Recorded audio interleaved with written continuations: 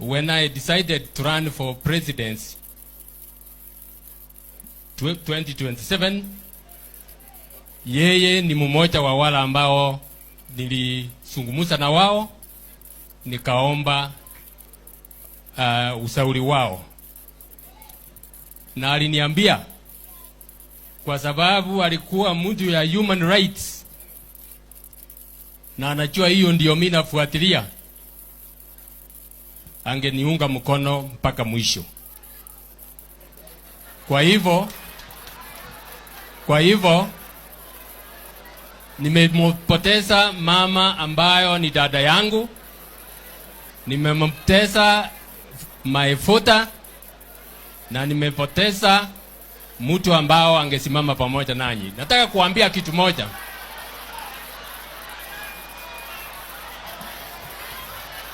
Nataka kuambia kitu moja. Mimi nimesimama, nitaenda mpaka mbele. Ile vile serikali iko,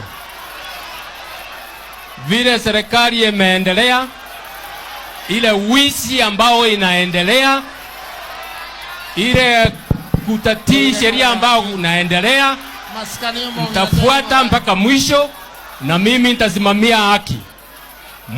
Tuwe pamoja nanyi, tuendelee na kazi iendelee. Mungu awabariki sana. Ladies and gentlemen, as we all know, once you declare to become a presidential candidate in Kenya, local support is very important. When your community, your home endorses you, you gain the momentum to go and face the rest of the communities in the country for support. From that funeral where Maraga has been heckled, this funeral, despite that it happened in Matiang'i's constituency, the fact remains that the statements that were made from that particular region or maybe particular function were very significant, political speaking, in relation to Matiang'i and Maraga's presidential bids. As you speak today, we are all able to note from the funeral that Maraga has been heckled. Heckled badly to an extent that he felt ashamed. And that heckling, it did not just affect Maraga. Anybody who mentioned William Ruto's name across, that was the most embarrassing moment for Justice David Kenani Maraga. To be honestly speaking, he had been warned before that step down for your brother, support your brother. But now, see the kind of humiliation. However, Maraga showed a lot of determination that he's going to go for the seat, whether we like it or not, which is good. Number two, ladies and gentlemen, Machogu made a statement there. And in fact, if there's somebody who just stole the show, it is Ezekiel Machogu, the strong ally of President William Ruto, the former strong ally of President William Ruto from the Kisii County, because he was the leading by vying for the gubernatorial seat in Kisii County. But though he was beaten by Simbarati, Machogu surpassed the expectations in that particular funeral. Ladies and gentlemen, as we know today, there are many other leaders who were cheered. But the fact remains that all these leaders that were cheered were all speaking positive about Dr. Okengo Fred Matiang'i, be it current or former members of parliament. Now it is very clear in Kisii region, the entire one, if you don't speak positive about Matiang'i, you'll be heckled and the ground will be very hostile.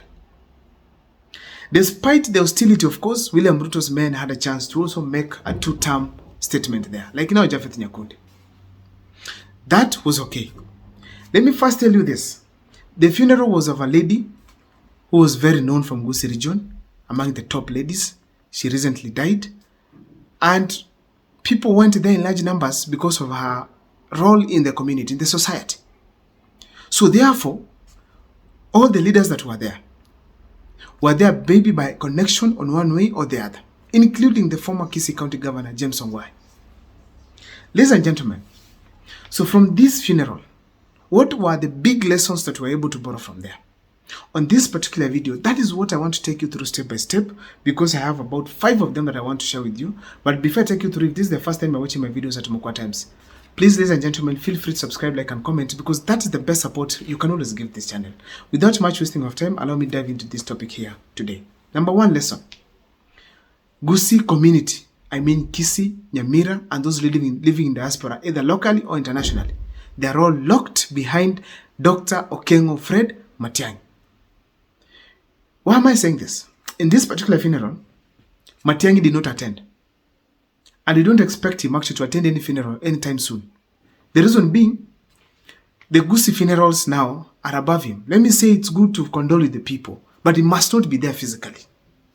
Let the ground take its own course. Let the river flow naturally. So that is what is happening. So Matiang'i did not attend. But despite of his absence, the crowd was prepared for supporting Dr. Okengo Fred Matiang'i.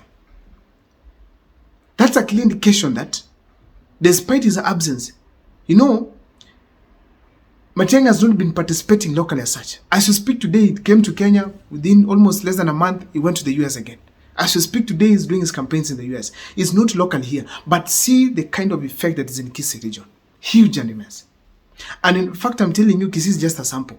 If you walk around, you always hear the name of Matiang'i being mentioned. And you have to be factual. It's not because I'm a Kisii.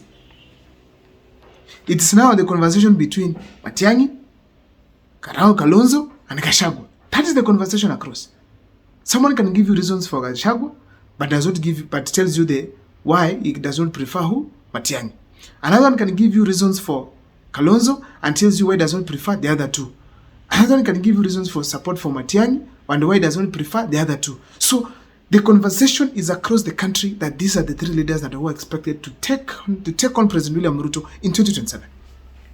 So in Kisii, at that funeral of Catherine Nyamato, it was very clear that now it is locked. Kisii is locked behind Dr. Okengo Fred Matiang'i. Number 2, Matiang'i is playing super politics.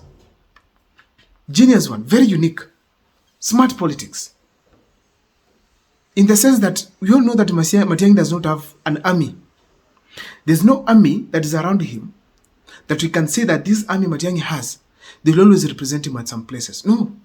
Ezekiel Machogu has not been vocal. But whenever he gets a chance, he speaks in support of Matiang'i. That is what he did in that particular funeral.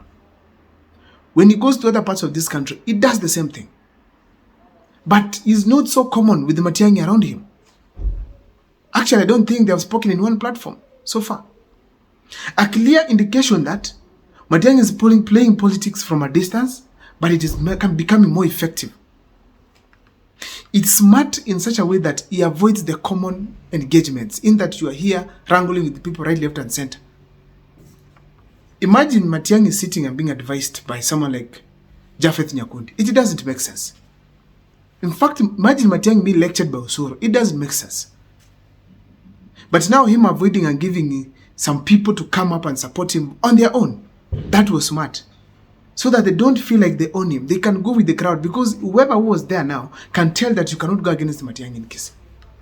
The reason being, the crowd itself could stop whoever was trying to counter Matiang'i wave in Gusii region. Number 3,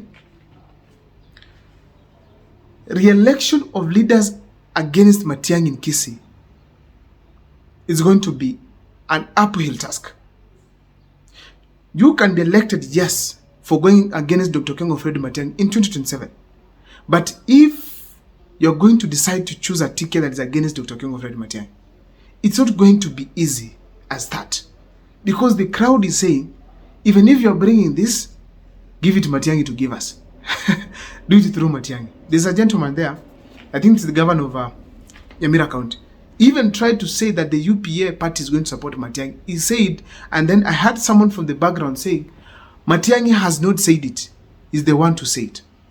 Ladies and gentlemen, in 2027, if Dr. Okengo Fred Matiang'i comes out and says that out of nominations, we have gotten these leaders, such a leader, in the ballot for an MP seat, senatorial seat, governor seat, or even MC and a women rep, the fact means that, ladies and gentlemen, nobody can easily go against these people and beat them.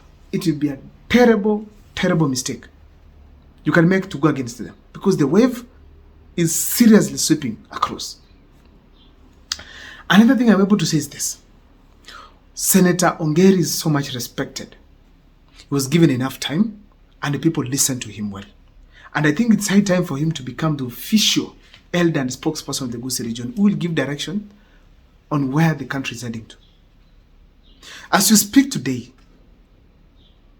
Ongeri has spoken a lot of wisdom, telling the people to support Dr. Kengo Fred Matiang'i. Last but not least, the Gusii community has decided it's Matiang'i and not Maraga. Simple and clear. I don't know what's your take, but please, those are the few observations I made from the Gusii funeral that happened where leaders were present. Please, on the comment section, feel free to share with me more.